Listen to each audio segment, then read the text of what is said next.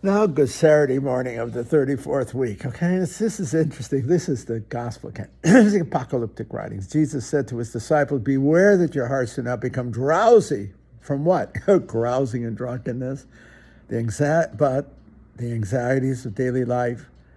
And that the day catch you by surprise like a trap. See? For that day will assault everyone who lives on the face of the earth. Be vigilant at all times and pray that you have strength to escape the tribulations that are imminent, to stand before the Son of Man. Now, of course, he's talking the end time, but the end time is every moment. The end time is every moment. See, if you're so busy about life, you lose the sense of life's imminence. You lose the sense of life's intimacy. You don't hear it. You don't see it. You don't feel it. Thoreau's walking in the woods. You don't hear the chirping of the bird. So you're too busy. Too busy chopping wood instead of listening. See? You're too busy about the emergency, and not taken away from the necessities of life, but one has to also pause and savor life. And savor the moments, and savor the beauty of the moment. I said to my Sarah one time, Sarah, don't look for perfection. You're never going to find it. But you can find beauty. Even in the pursuit of the predator to the prey, there's something magnificent, life-giving in that beauty. That's why I call the wilderness the eighth sacrament, because you saunter in the wilderness. You can't control it. You can't impose yourself on it. What a joke. You try, you die. The wilderness won't tolerate you. Neither will the ocean. We learned this stuff on the water of my father growing up. If you don't respect the water is going to drown you. You ain't going to take anything off of you. If you're so stupid and arrogant, if you're indifferent to her beauty and power, she will not tolerate you. That's the same with the wilderness. If you respect her and love her and open your heart to her, she'll speak tenderly to your heart. She's not gentle. In many ways, she's fierce, but she's fiercely loving. Right? Yeah, the great forests of Ontario and Alaska taught me so much of that. When you feel this great vastness.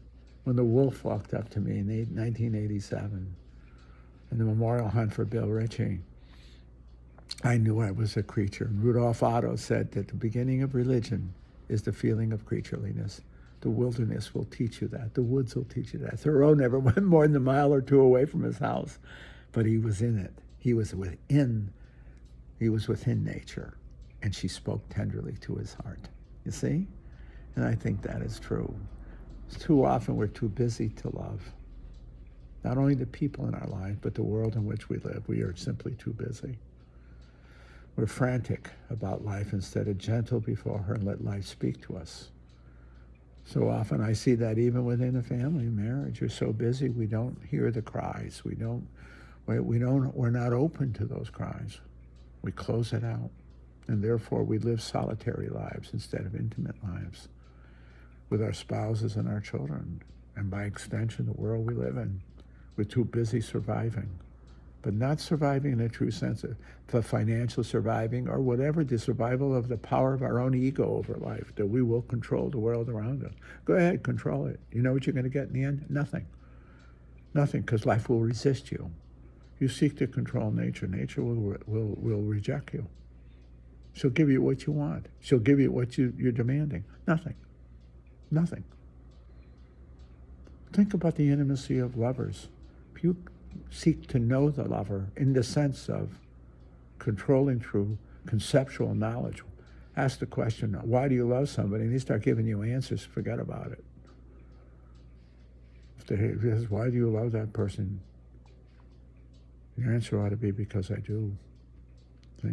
I remember one person asked me one time, years ago, why do you love Sarah so much? You know what I said? Her name. I just said Sarah.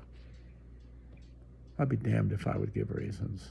It's a desecration of love to have to give reasons. It's a desecration. And so is it a desecration in the natural community. Why do you love deer and bears? Why do you love the wild? Because I love her. I see her and I love her. And she has loved me in return. She has walked with me. She's made me pay my dues, prove my fidelity. Now, she was a tough teacher. It took 7 years before I got a deer. Imagine 7. The average is one every 2 years. You get one every other year. It took me 7 before I got one. And it was so cute because it was the day that I completed my doctoral dissertation, completed it and got it accepted. That was the deer opening. It was the Wednesday of the deer season, not opening day. It was Wednesday of the deer season. I'm in Dr. Eslick's office, and he's congratulating me and done, and I'm looking at the clock because I know he got about 3 or 4 more hours of daylight. That's a true story.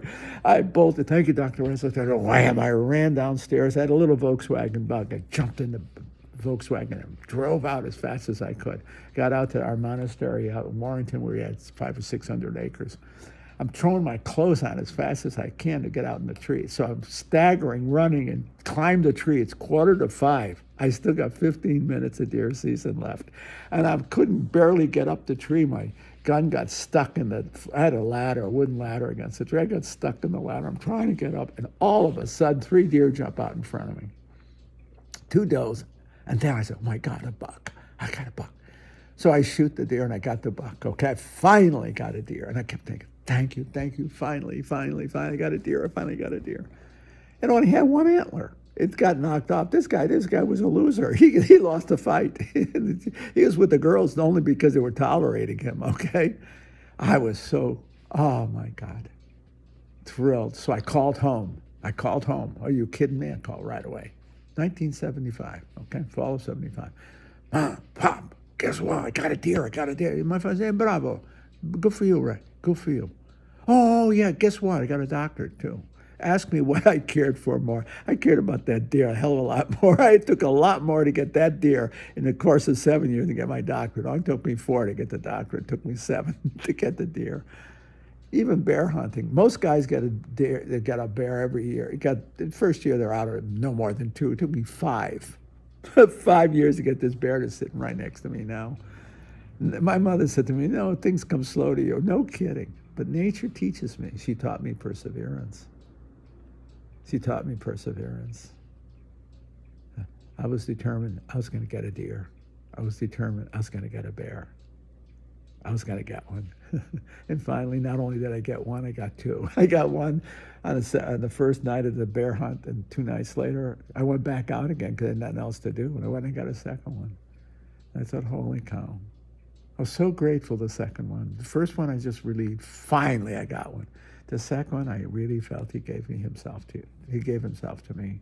I remember leaning over and touching him and saying, thank you. Not the first one. The first one I said, thank God it's over. I finally got a bear. It's over. This time I said, thank you. I knew he gave me his life. He knew I was there. He had circled me. I'd watched him. We had exchanged glances for 15 or 20 minutes. He gave me his life. That nature's the teacher there. That is the natural. That's your teacher. Yeah. That's a true story. I don't know why I'm even telling you these things. I guess because it's opening day of deer season. I'm just conscious of it, that's all. If it's passage, I don't have that fire in me anymore. Somebody asked me about going back up to Ontario to do a bear hunt. I said, nah.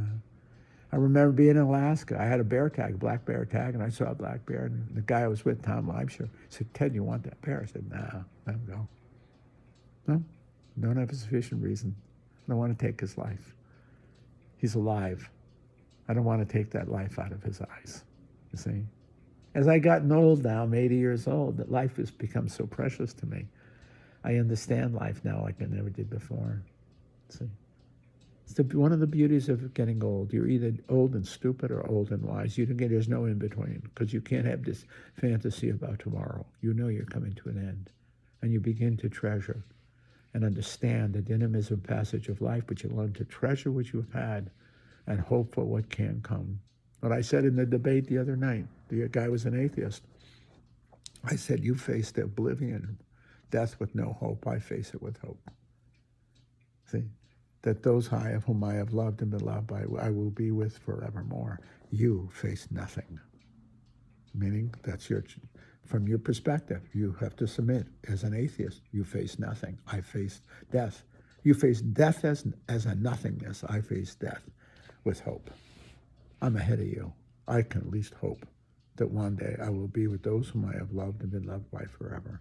You will face, and your judgment, facing nothing. Who's wiser, me or you? I'm wiser. Because I have hope.